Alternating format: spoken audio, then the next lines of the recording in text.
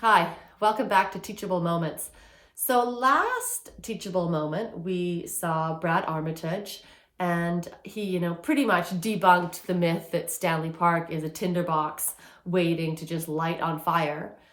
And then today we're going to see the park board pivoting a little. Green Commissioner Tom Digby, he moves away from the fire risk. You'll see some strategic maneuvers in this teachable moment. But this is Norm Oberson, and he's talking about the other prong, windfall. What if they fall over and hurt people? So this is Norm Oberson. Norm is a longtime arborist in Vancouver. He gives a tour every Sunday morning, a tour of a part of Stanley Park every Sunday morning. He knows every inch of this park. He knows every tree in this park.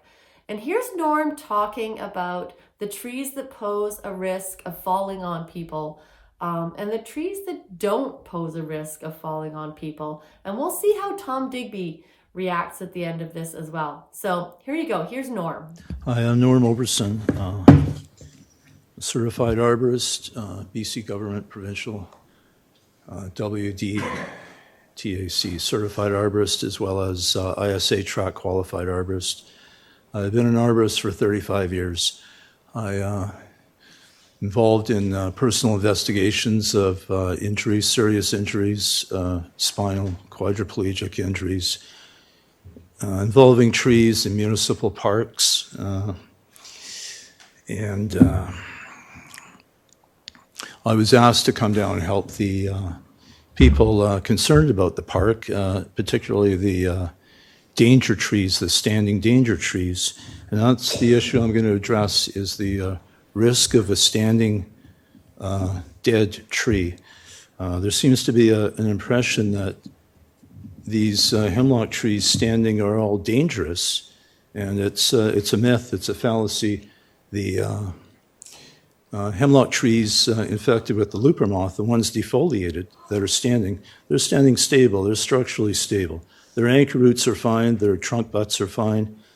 They're going to be standing for a long time. They actually stand better in windstorms than a live hemlock tree because they've lost their needles, they have less wind throw. So if you watch the performance of these trees during a windstorm, you'll see that there are more live hemlock trees will snap or blow down as compared to the standing dead trees. I brought a wildlife danger tree classification system for BC from the Ministry of Forest, Parks and Recreation. I don't know if you have the handout. If you don't, I've got it here for you. And I'll explain why standing dead trees are not dangerous. Okay, what Norm's handing out here is an image from the Government of BC website, the Western Danger Assessment Course training book, training manual. And I'll show you the picture in a second, but it's a conifer. So hemlock is a conifer disintegrating in place. So this is what the commissioners are looking at, including Tom Digby. He's getting a good look at this picture and a really good explanation by Norm.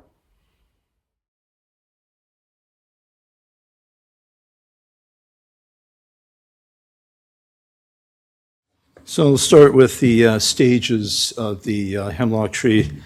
From the first tree class stage, that's a live, healthy tree. It's standing live and healthy, and it's serving a population of animals, mammals, birds. You could refer this as the hemlock tree and look at it over a 10-year to 15-year process of decay. It's going to decay vertically, and it's going to decay in pieces. It's not falling as a whole tree, it's falling in pieces, and these pieces mostly fall to the base of the tree. So in the second class, you've got a dead top on the live tree. It's been defoliated by insects, and it's now unhealthy. The third class, a year or two later, it completely dies, but it has its fine twigs, and it's still standing. If you go to Stanley Park, you look around, you're going to see hundreds of these trees still standing, recently dead, the same as this. Another year passes, say it's year 4, the fine twigs, branches, they've lost, but the tree is still standing. If it's a hemlock tree, you're going to find some small tops, the size of Christmas trees, blown off harmlessly on the ground, as Mr. McLeod showed in his slide. Now, Mr. McLeod also showed a tree that fell over, a large hemlock tree. Well, that was a hemlock tree that was infected with rot. If you took a close look at the slide, or perhaps Mr. McLeod can help you with it, the cause of failure was rot. These insect defoliated trees are not infected with rot. Their anchor roots are stable, their butts are stable, and that's why they're still standing. Now, as you progress to year 5 or year 6, the decay is so much that the tree is crumbling and actually vertically falling down to the base of the tree. And after year 7, you've got approximately half the height of the tree. It's still standing, but it's standing safely at half height. If you go through Stanley Park, some of the risk assessors have actually maintained these trees abutting trails. You'll see them everywhere. They call them wildlife trees because you could say they're safe and sound. I would say they're very low risk and they're monitored, and they attract tourists. Tourists like to look at them because they see birds feeding on them. So there's no need to panic about these dead, standing hemlock trees. They're not dangerous. It's a myth. The only person that was ever killed in Stanley Park, you should be aware of it, was about 19 years ago when a girl was jogging down the trails. She was killed by a fallen tree. But it was a hardwood tree. It wasn't a softwood tree. It wasn't a conifer. It was a red alder. So those are the trees you have to worry about. The red alder trees, the hardwoods, not the conifers, Sorry to not cut the you hemlock off, trees. but that's your 5-minute time there. Do we have any clarification questions? Okay. Seeing none, thank you very much. You're welcome. Thanks for listening. Thank you. Okay, so I think that was a pretty fulsome explanation. So yeah, let's see. Tom Digby was looking at this image, so were the other commissioners. He had a good look, he had a good explanation, and now we're going to fast forward again to his decision later on that evening. Here's Tom Digby. But the other major risk, and the risk that that is really unequivocal, is public safety. It's known that half of these dead trees are going to fall in the next 3 to 4 years. And the theory that they're going to fall straight down is ludicrous, okay? I just give zero credibility to the theory that they're just going to just pop over and fall straight down. So I just dismiss that opinion out of hand. Tom, dude, you've just had an explanation and you've just seen the image from the Government of BC handbook, the course workbook for the Western Danger Assessment course. You're a Green Party commissioner. I'm flabbergasted as to why you're so resistant to science. So now we're going to go to Catherine Kaditz. This is from a little bit earlier in the evening, but does provide some context. Catherine is talking about the work of Dr. Dominic De La Sala.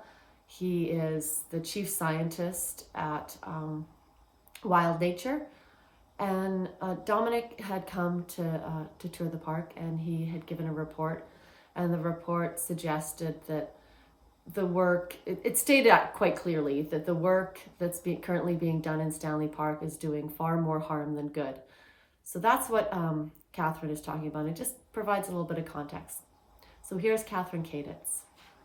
My question, I have read the De La Sala report in detail as it was submitted, and it was very interesting and very focused on fire risk and saying how leaving the trees standing would be a better way to protect against fire risk. The report at no point, though, talks about public safety risk, the risk that trees might fall and seriously injure someone, and in the worst case scenario, thinking of Can you right now tell me when the last time a person was injured in Stanley Park by a fallen tree? Well, we did see a week ago that in Toronto, in Trinity Bellwoods Park, We're a talking tree about fell on Stanley a Park. woman and killed her, and now the city of Toronto is being sued for $1 million. Yeah. So that is a well-known scenario. We don't discuss legal files openly here at this table, but there are concerns all through the city all the time.